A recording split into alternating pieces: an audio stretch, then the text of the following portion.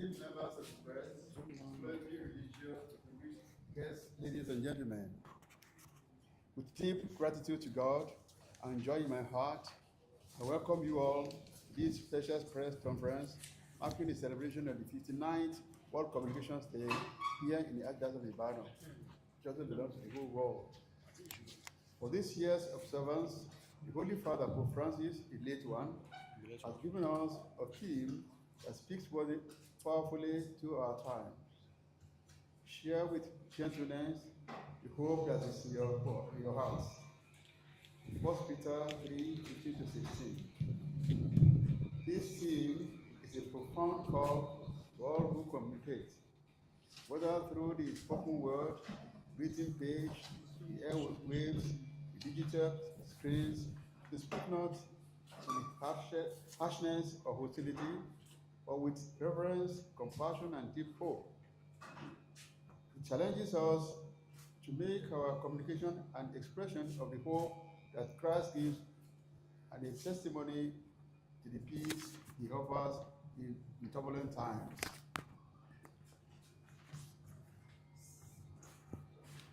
We are living in a world overwhelmed with noise, especially in Nigeria, division and anxiety. In such a context, the church is called to be a calm and courageous voice, echoing the eternal truth of the gospel. As communicators, our mission is not merely to inform, but to inspire, not only to speak, but to listen with empathy. Not to incite fear or conflict, but to foster hope and understanding. Here in our Archdiocese of Ibadan, we are responding to the Holy Father's call with renewed commitment. We are promoting a culture of truth, peace, and dialogue in both traditional and digital media. Through the efforts of our Communication Directorate, this year's celebration includes workshops, reflections, media training, and creative engagements involving both seasoned professionals and emerging voices, especially the youth. We also recognize the remarkable changes technology is bringing to the way we live and communicate. From artificial intelligence to social media, we are witnessing a transformation that calls for discernment. As Pope Francis reminds us, technology must serve humanity, not the other way around. Communication should never lose its heart. It must remain deeply human, rooted in truth, guided by charity, and anchored in justice. To our dear journalists and media professionals, you are most welcome. You have a sacred duty. Your duty is important. Your words and images should shape society. They can build or break, heal or harm. Let your platforms reflect what is noble and true. Let your voices carry messages of hope, not fear, of unity, not division. And to all our faithful, remember that each of us is a communicator, every one of us. In our homes, parishes, schools, markets, and online platforms, we have opportunities every day to share hope, to speak kindly, and to witness Christ. As we begin today's activities at the Pastoral Institute Ibadan, I encourage all participants to engage with open minds and listening ears. Let the stories we tell and the messages we craft reflect the gentleness of Christ and hope we hold within. I entrust this week's celebration to the maternal care of Our Lady, Star of Evangelization, and I pray that all communicators may be gentle in word, courageous in truth, and radiant in hope. The Lord bless you all and continue to bless the Archdiocese of Ibadan and the mission of evangelization through media. Thank you all. God bless you all.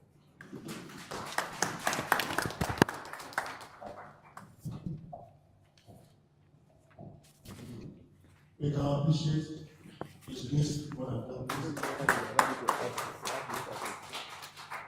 Yes. My colleagues, it's now time for question and answers. As usual, you mention the name and the media to represent. Then go straight to the question. Let me remind you that we are here mostly because of this work communication Sunday. So all our questions that I think it is much more than that. God bless you. Yes, we started the already. Elijah, Pankaj, Mr. Lee.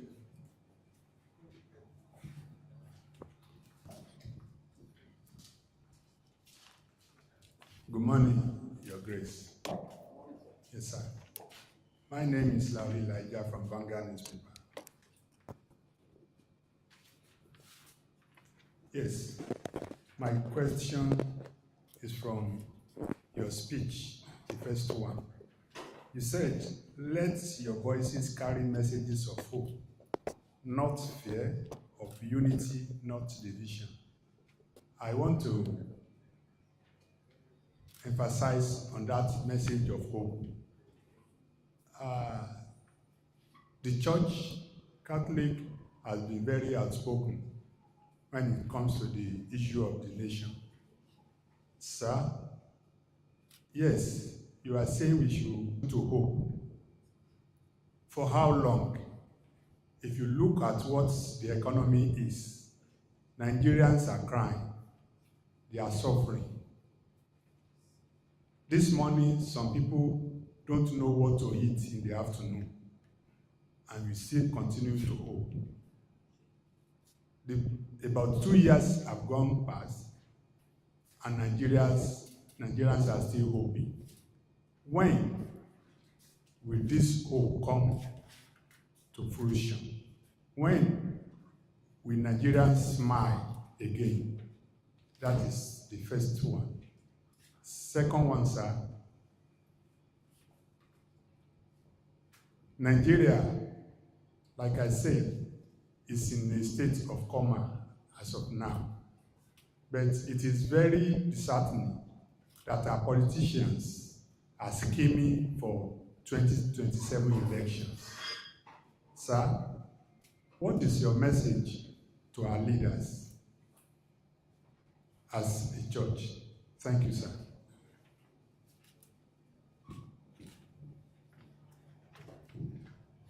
Okay. Can we get one or two or more questions before? Yes. Your Grace, you can go ahead with that. Can you reply this? Yes. Yeah. Thank you very much for your question, sir. Well, you're talking about hope. When will this hope come to fruition? It depends on you and me. The fact is this. Don't let us hang our problems on people. We're all responsible for this. They're making it 2 years, about 2 years now. But the thing is this didn't start in 2 years' time, or the past 2 years. It's a long time it has started. You and I, we are still down looking, waiting for somebody to rescue us, waiting for a redeemer. Why can't you be a redeemer? Why can't I be a redeemer? Why wait for other people? If you and I, we do what we should do, then the hope will come to fruition. It depends on you, it depends on me. You see, this question of blaming government and all that, the government has its own blames, but we also have our own blames. That's the way it is. So let us do what we're supposed to do. For example, you are a journalist or a media person, and you really do your work with conscience. Don't you take brown envelopes to jeopardize the truth? What truths have you put on paper that, or on the television or radio that can save us, that can bring calmness to the society? Not much, not much. So everybody, almost every one of us is responsible. We can be truthful, we can do our commitment with conscience. I think government design will change. But we always dance to their tune. Why? I don't know. Only dance to their tune. Okay, look at it now.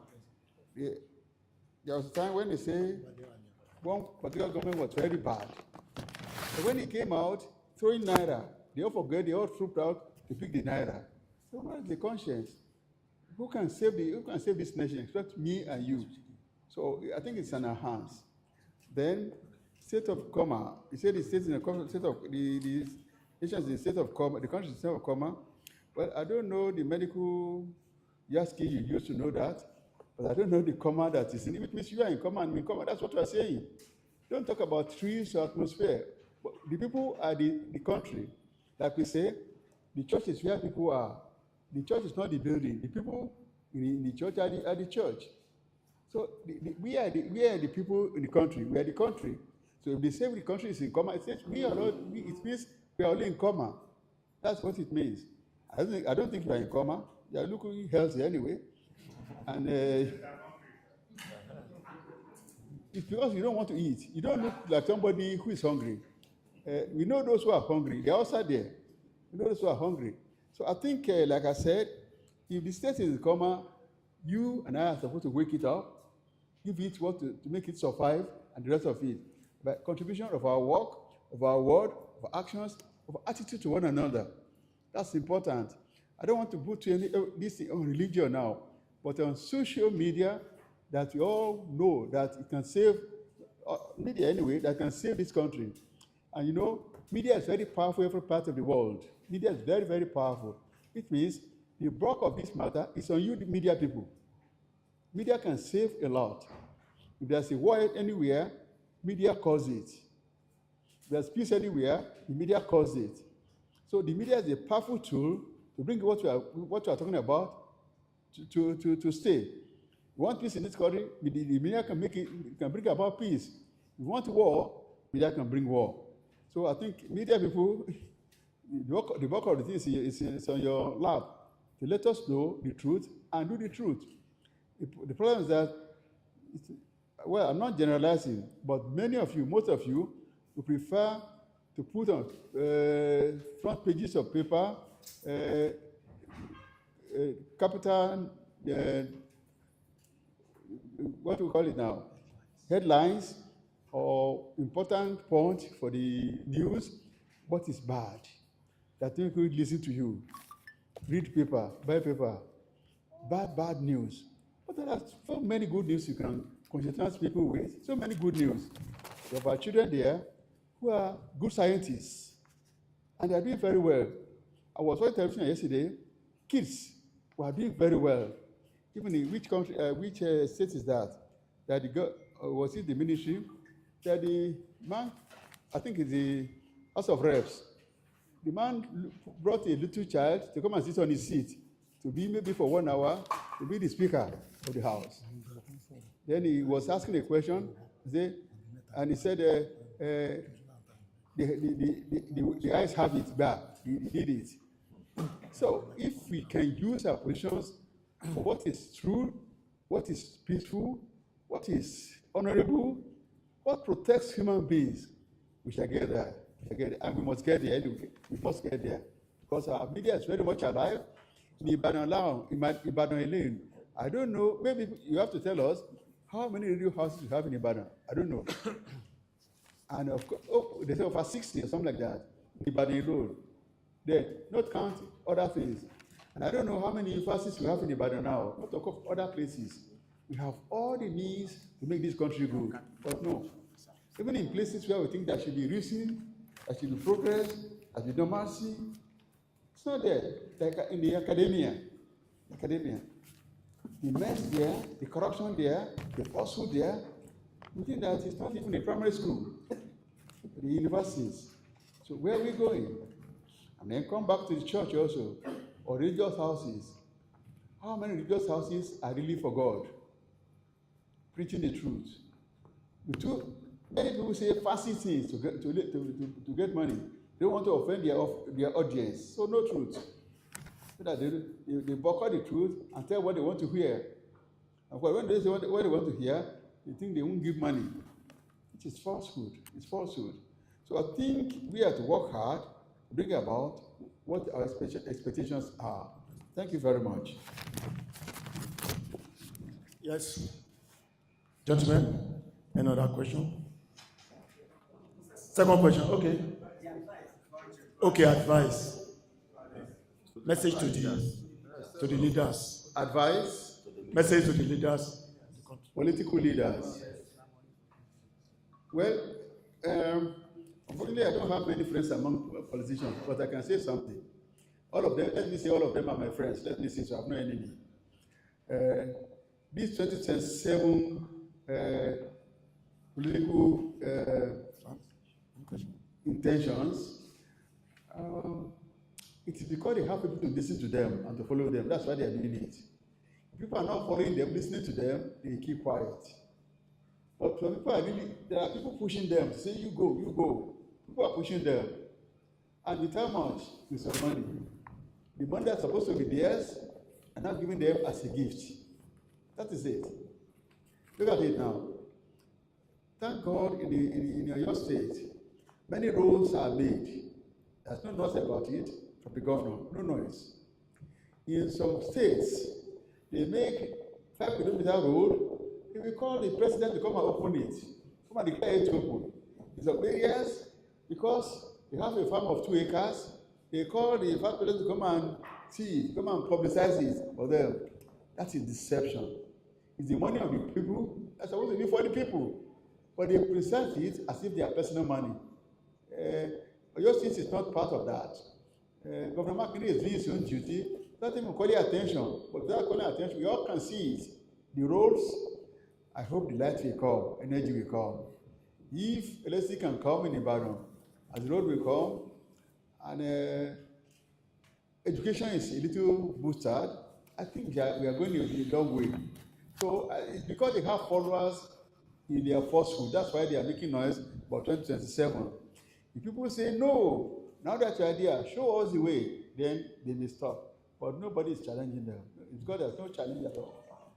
And I don't know whether there will ever be a challenge because, like you said, people will try to take some money rather than confront them. Try to take some money. Even we, religious leaders, some prefer to take some money rather than say something that will offend the governor or the commissioner or chairman of local government. That's we. We do that. It may not be me, but I have to count myself among them because I'm also a religious leader. So that's the problem of our country. Thank you very much. Yes, I think Sam, Jumon, any question?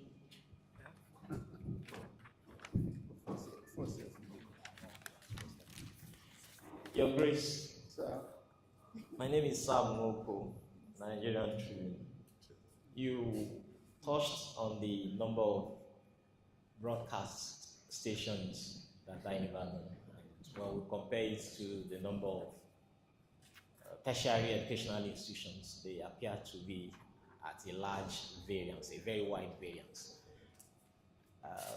Are you suggesting that they should stop applying for licenses and rather build universities or other tertiary institutions so that people can get better educated? Or what's your advice on this, sir? Well, thank you very much, sir. You see, the more the merrier, as they say, the more the merrier. I would say make more instead of stopping. Let there be more media houses that can reach the remotest part of the society. Let there be more universities so that these wandering children around, they have no place to go, they can go to university. Let me give an example. Recently, it was said, well, I have not heard it directly myself, that in our own corner of the country, you know, Okyogo is one of the neglected areas in the country. You have been there, really neglected, nothing there. But then, of recent, I heard that the president has cited a federal university at Okeo. That's a local government before mine. I'm from Iwerili, Wajowa, but Okeo is Kajola. So he's citing federal government university there. In the whole of Gyogo, there's no single university. No single university. So imagine poor people, they go to university, they have to come to Ibadan, go to Lagos, go to Benin, sometimes go to Maiduguri to go to university. Look at the cost for the poor people. So the nearer the university to them, the better. By the time they begin that university to kill now, that's nearer to us, people can even trek to the place. More of our children will go to university. Because sometimes transportation alone is a problem for them. To come out to Ife, to Ibadan, to Lagos, to Abeokuta, to other, to Benin. It's a problem. So if the university is nearer to them, I think there will be a lot of more educated people in Okiogun. So I think the more the merrier. Thank you very much. Thank you very much. Before I call on the GM Diamond FM, may I quickly, though you have introduced you, was here earlier in the day, the Chancellor of the Archdiocese, Reverend Father Anthony Amalade. Please, your seat is here already. You can quickly move to the right table and join his grace already. Yes, the Diamond FM. Well, thank you very much. My name is Ajibade Babajide from Diamond FM. We would like us to throw more light about, you mentioned about the university. What are the fates of the students nowadays? Because they are now the for what is happening. We have a lot of university, but the fate of the student, their future, that's what we want to talk about. Thank you, my colleagues. Please, like I would like to mention, the purpose of this press conference is strictly on the World Communication Summit. We don't want you to go outside that, please. I'm very sorry. Punch, what we? Vanguard. Vanguard, okay. Yes, I want to seek your indulgence. Mr. Cosmos has already assisted me. I wanted to ask a question outside this, but we are celebrating Communication Week. And I think when we talk about communication, we should speak out. Sir, I want to apologize to him. Please, the insecurity is on the rise in the nation. Unlike before, when this administration came on board, whereas we could witness some kind of progress. Now, everybody is afraid again. Now, if you want to travel from one place to another, you begin to see if those people are there. I traveled to, I think, Sharing some weeks ago. The drivers were making signals to themselves whether those people were not on the highway. So, sir, where are we going? What is your message to our leaders on the issue of insecurity in the nation? Thank you, sir. Well, maybe we go for Diamond first. Diamond FM. Yes. Yeah. The Diamond said, well, I'm agitating for even more universities, or what is the fate of the students? Well, we know from time to time, people go on strike in universities, really federal universities, and maybe state universities. Only private ones are able to go normal because of the expensive money they are getting. That's why they're able to keep their time. As for the fate of the students, another thing is this, is because we have not really faced the truth and act on them. For me, I still say that federal universities are the best way to go. They have the structure of the university, they have proper professors, lecturers, they have structure, hostels or classrooms, whatever they need to study with, they have it. Never mind if they maintain them or not, that's another question. The thing is this, for the students, I pity them a lot, honestly. I pity them a lot because they suffer so much. Apart from going on strike, the suffering is much there because I'm so close. When I was in Oshobo, I was very close to the University of OAU, there, Auro University. Here in Ibadan, I'm very close to University of Ibadan. I'm very close to the place. I go there from time to time.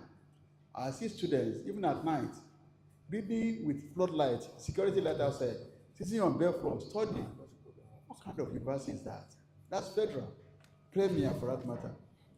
But the thing is this, such students now, when they graduate, when they thrown up their beretta, then they will say, love your country. Which country? Which country are you going to love? There are small girls in that University of Ibadan. You live on the 4th floor in their hostel. No water there.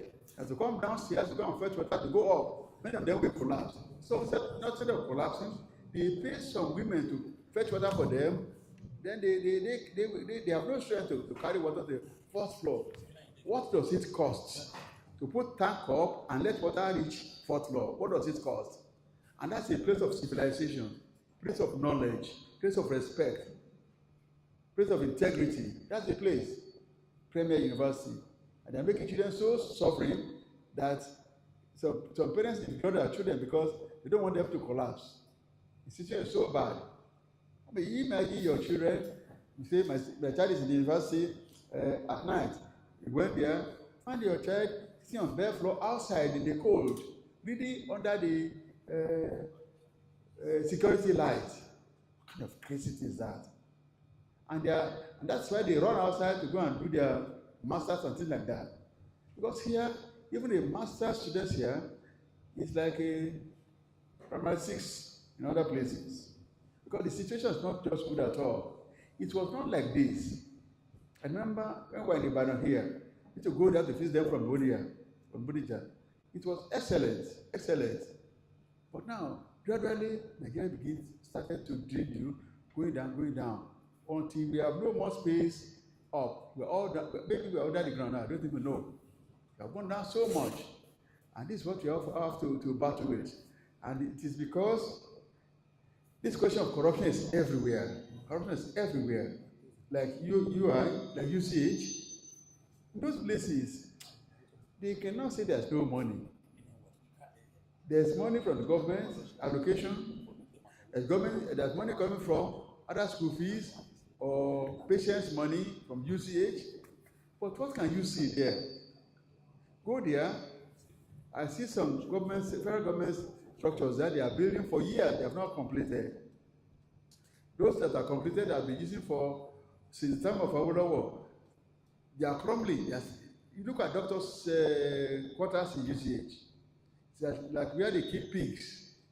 They use some rough mats to cover the. You know that important people are living there because of the cats you see under the house. I always say, you won't believe that diligent doctors are living in those places. How will they do their work? They don't sleep well, they don't eat well, no light, nothing, no water. It's just, but there was a time when in UCH, to have operation done on you, you have to bring the big jerry can. Is it 70 or I don't know, liters? The biggest jerry can. You have to bring water of that size to have operation done on you. UCH. It's pathetic. Right now, I don't know whether they are back there. They say they were on strike. I'm no longer thrilled when they say they're on strike because they are on strike throughout the year anyway. Because they are not working. You go to UCH, except you know somebody. You're just wasting your time or you are going there to die. It's as simple as that. There was a man here whose sister died in UCH, and what he was saying about the UCH is so bad that if you want to go to UCH, once you hear somebody goes to UCH, say, no, don't go, that's a graveyard. I'm going to put an end to your life. Because of the way they treated his sister before she died. So the same thing in UI, a lot of uncalled for things are happening. We have professors, lecturers who are very, very intelligent. I had a meeting with some of them sometime ago, about 2 weeks ago, who are Catholics, and I said, well, my dear brothers, I'm sorry to say that in the university you are wasting your time. They say, why? I say, you are so diligent, so intelligent, and all that. But your products are not being used. Can't you do something about it with the government? You are scientists, you formulate this and all that, but it's wasted, it's not used. The same thing at NISA there, had my own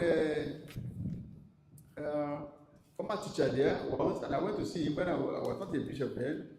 As a priest, I went to see him there. He was on a midterm planning or regional planning. He studied in the US.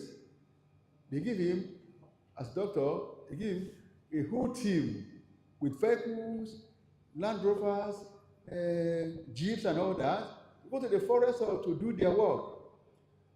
When I visited him, he said, well, the sad is that this office is working very well, but whenever they finish their product, they bring it to Oga, they say, Oga, this is what we have produced. Oh, Thank you very much, Dr. Laure. Once they turn their back, you put it in the drawer, finish. What kind of country is that?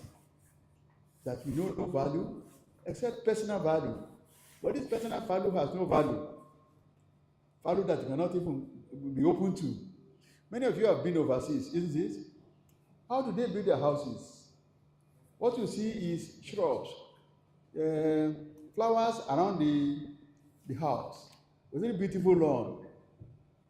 No high walls like we have here, like prison yard. But here, when you build a house, you have to make it a prison yard before you can live in it. The walls fence must be high, windows with heavy burglary proofs. It's not like that. And they all went there, they all go there from time to time, but they don't copy to come home. Once they are secured in their own where they have their estate, no problem. The rest of us can go to hell. So these are the kind of things that I don't know how we can jointly put an end to. And it may be coming late, but when the society rises against this kind of thing, nobody can save them. Nobody can save them. Even those who are not offenders, we share from it. That's just it. It's not a matter of cursing the country or saying what is bad, but people are fed up. They are suffering. They are fed up. And they are giving birth to children who are suffering like them. If they can endure, will the children endure? I doubt. Then for the university students, I don't know what they will do, but one day too, they will rise. They wouldn't mind whether the university is shut down or not. They don't mind at all. Insecurity rising. This is very true. Almost every day we hear from place to place that people are being kidnapped or killed or whatever. Houses burned, everything like that. Insecurity is a serious matter that I don't know whether ordinary people like us can find solution. And those what we are supposed to speak to, they are not listening. Because they are the only ones who can do this thing. Now, they have started to make drones now. Drones that bandits have been using for a long time. They are just trying what they have produced now. They can't match those of the bandits and kidnappers. They can't. They have been using. They have a lot of money to buy from overseas. Strong ones. We make our own that we don't even know that we fly up to 5 feet. We don't even know. So this is the problem that our money is not going to where it should go. That's it. We have a lot of money, but we are still very poor. Our money is not being used for what it's supposed to be used for security, for food, for environment. Those are the things. But environment is not well kept. Our schools are in shambles. A lot of things. So like I said, I don't know how we can work with the media to really make some noise, but the media stands a lot of chance to take part in the changing of affairs in the country. Because the media is only the unseen kind of face that can do things. People are afraid to come out because of thugs. They use their thugs, they bully you, you have to get back in time. You don't go back, if you are not hurt or if you are still alive, you have to rush back to the... But the media, you can stay in London and do what you want to do, and things like that. Remember the time of a group they were projecting things on radio without being seen. I think Tinubu himself was part of it. Radio Kudirat and somebody like Governor Fayemi, they were all part of it. So anywhere they were projecting and making announcements, but nobody was able to catch them because they moved from hotel to private house, from farm to town. So they were moving with a portfolio. What they were using was just like a portfolio, and it was so powerful. And somebody was sponsoring that. When we were attending something at when General Kenyade was having a birthday, and they used this big hall in UI. It was there that Governor Fayemi opened up that he was the major announcer on that radio, going about with small transmitter. And he said they were spending a lot of money. And he said one of those sponsoring it was General Kiriade, himself was sponsoring it. But he was still in the army then. He was still a member of the army. And he was able to do that without being discovered. Now that he's retired, they can't do anything with him. So I think if only we can, only friends that are powerful ones who have money, they all belong to this caucus that they are powerful. But they don't want to offend the powerful ones. Otherwise, if the media and the church can reach out to the rich ones, let them fight against these insurgents and all that. We can conquer. But we cannot even reach them. Take place of begging them. We can't reach them. Many of them you cannot reach, no matter what you want to say. They prefer to parley with the government that is powerful, or parley with somebody else who is powerful. So, but we shall. What I would say that let us not stop. Let us keep trying, talking, do what you can. Maybe one day we shall get there to click. Thank you.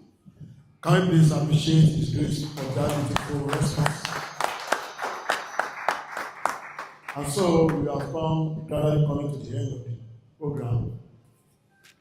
At this juncture, let me invite the chairman of the planning committee to unfold the programs of this week. May I say a few things before you close? May I say a few things before you close? Thank you. Please forgive me. I want to say a few things from the heart before I conclude. You see, in our society, there are untutored journalists, let me say it, like untutored pastors too. You want to know?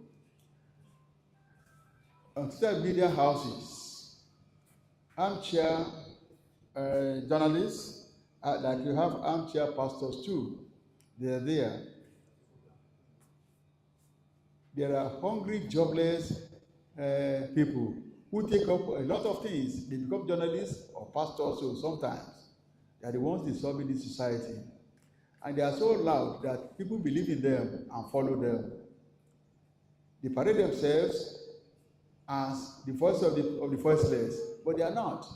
And the voice of the voiceless are very pure, like yours and mine, but they go to the front and they take our place before we get there. Please, authentic media houses, media prints, whatever, can you find a way of stopping these people or go ahead of them, overtake these people who are worthless and calling themselves media people? That's the only way we can do.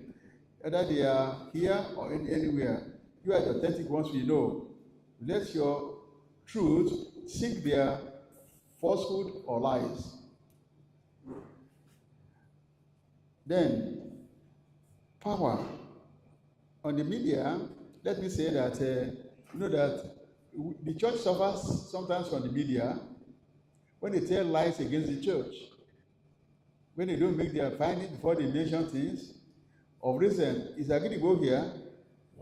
If you invite them, they won't even come because they offended us. They mentioned that a Catholic priest impregnated a woman. We tried to find out it was not true. They put it in the air, they put it everywhere. People called me from US, from UK about it. And yet this is not true. But the matter is not finished though. We shall see where we shall get to. That a journalist should be able to do findings before you pronounce things. Even the one who was at the microphone saying it, when they called them together and the journalist said, "What happened? Did you know?" We don't know. You are reading what you don't know. I think that is not journalism that I think we should have. Then, power, the use of power or misuse of power. Let me tell you two instances up to yesterday. One day, I was there, my office is in this compound. I was there, and some thugs came to lock up the gate of this PI entrance. and I was to travel. Well, I couldn't but break the chain that they put there and the padlock because I had to travel. Yesterday, the gate of our cathedral at Ogepadi was locked up by one ministry. We are still at it. And I pray they come out with their true color, and we shall see who is stronger. It's not intimidation, but there are so many people who are not supposed to be in place that are in place. They don't find out things before they act. They are like as if they don't go to school. They are not trained for their jobs, just to flare power. And for us now, he wanted us to bow.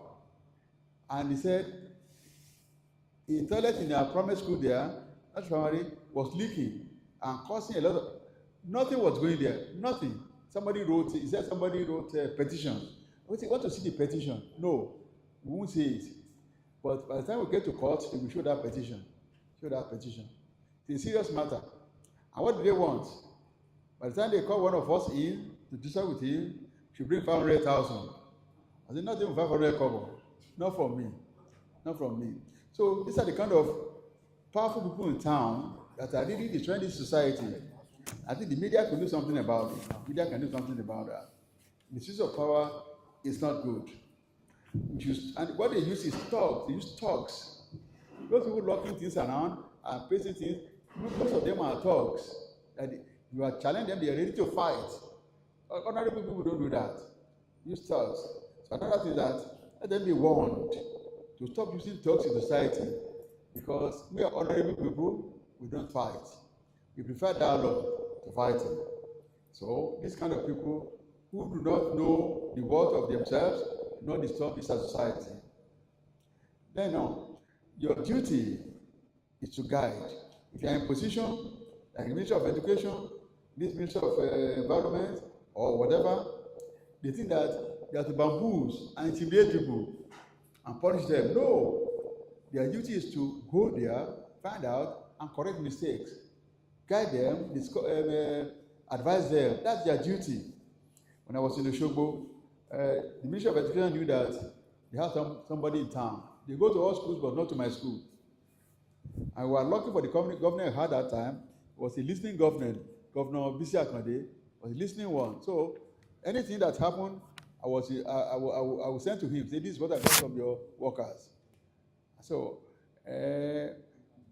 your state is not that true yet because it's very difficult to reach the governor. So we cannot report much to him. Then we intend to fight all errors and things in our society. We cannot keep quiet to fight.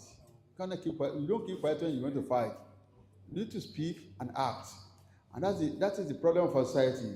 We don't speak, we don't act, and want things to be done. It can't be done that way. Please, media people, summon courage and encourage one another and work as a team. Don't work individually, work as a team to be powerful and to be able to face ills of our society. These people who are powerful in the government offices, they are joking with the mob. By the time the mob will rise up, they and their talks will go into flames. That's just it. They have to be careful. And one thing is this, and my advice is this: when government employs people into offices, let them be trained, let them be informed, let them be educated, because don't put officers in place without education, without training, without knowledge of what they are going to do. So I think they need to be trained and informed. Thank you very much. See the closing remarks of the grace. Your grace. As I was anchoring